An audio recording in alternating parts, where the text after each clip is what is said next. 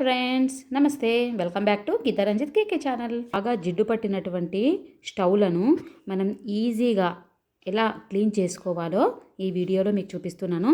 జనరల్గా అయితే మనం విమ్ డ్రాప్స్ వేసి క్లీన్ చేస్తూ ఉంటాం కదా, అలా కాకుండా జిడ్డు పట్టినటువంటి బర్నల్స్నైనా సరే, అలాగే స్టవ్ మొత్తాన్ని కూడా మనం ఈ రకంగా ఈజీ మెథడ్లో క్లీన్ చేసుకుందాం. అయితే బర్నల్స్ వాటిపైన వాటర్ పడకుండా నేను ఈ రకంగా గిన్నెలను బోర్లించేసి పెట్టుకున్నాను అనమాట. ఎందుకంటే వాటర్ పడితే బర్నర్స్ పాడవుతాయి కదా, కాబట్టి నేను ఇలా కప్స్ను పెట్టుకున్నాను అనమాట. మనం కడిగినా కూడా వాటర్ పడవు. ఇక్కడ ఒక బౌల్ తీసుకొని దాంట్లో కొన్ని వాటర్ తీసుకోవాలి. అందులో మనం ఇంట్లో యూజ్ చేసేటువంటి ఏ పేస్ట్ అయినా సరేనండి, డేట్ అయిపోయిందన్నా సరే మనం వాడుకోవచ్చు, ఏం పర్వాలేదు. ఇక్కడ చూస్తున్నారు కదా, ఇందులో నేను పేస్ట్ వేసుకున్నాను. ఈ పేస్ట్ వేసిన తర్వాత ఇదంతా వాటర్లో చక్కగా కలిసిపోయేలాగా మనం స్పూన్తో కలుపుకోవాలన్నమాట. ఇది జెల్ కాబట్టి తొందరగా కరగదు, అయితే చేత్తో కూడా కలుపుకోవచ్చు, పర్వాలేదు. ఇలా మొత్తం అంతా కూడా వాటర్లో చక్కగా కలిసిపోయిన తర్వాత మనం గిన్నెలు కడిగేయడానికి స్క్రబ్బర్ యూజ్ చేస్తాం కదా, ఆ స్క్రబ్బర్ను ఆ బౌల్లో మనం డిప్ చేసి స్టవ్ అంతా కూడా ఇక్కడ చూపిస్తున్న విధంగా చక్కగా రాయండి. ఇలా రాసినట్లయితే నూనె మరకలు కానీ, లేదంటే కూర మరకలు కానీ, ఏవైనా సరే జిడ్డుగా పట్టి ఉన్నటువంటి ఏ మురికైనా కూడా చాలా ఈజీగా పోతుందండి. ఇలా రాసుకున్న తర్వాత ఒక 10 మినిట్స్ అలాగే మీరు ఉంచేయండి.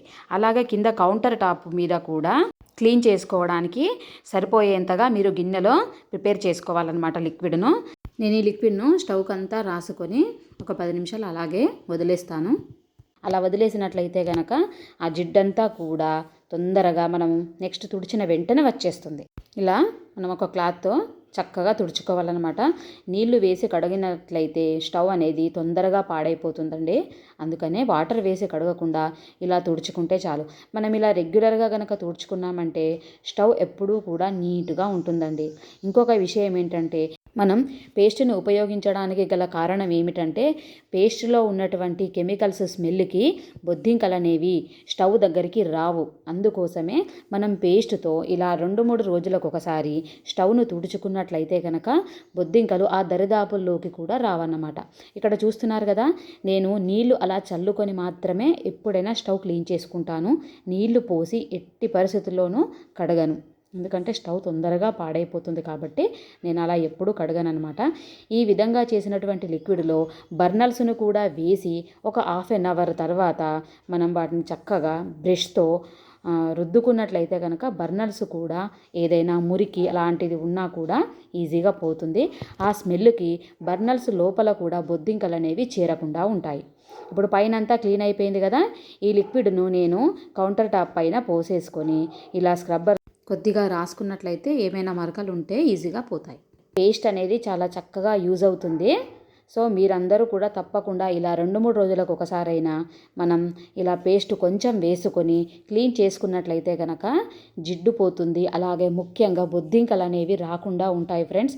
ఎందుకంటే కిచెన్లో మనం ఎంత క్లీన్ చేసినప్పటికీ ఎక్కడో ఒక చోట బొద్దింకలు అనేవి ఎప్పుడూ వస్తూనే ఉంటాయి. కాబట్టి ఈ రకంగా మీరు క్లీన్ చేసుకొని చూడండి ఫ్రెండ్స్, మీకే చాలా బాగా తెలుస్తుంది. ఆ స్మెల్కి బొద్దింకలు అనేవి రావు. నేను అంతా కూడా క్లీన్ చేసేసాను, కింద కూడా కడగడం అయిపోయింది. స్టవ్ చూస్తున్నారు కదా ఫ్రెండ్స్, ఎంత చక్కగా మెరుస్తుందో. వీడియోస్ చాలామంది చూస్తున్నారండి, కానీ సబ్స్క్రైబ్ చేసుకోవట్లేదు.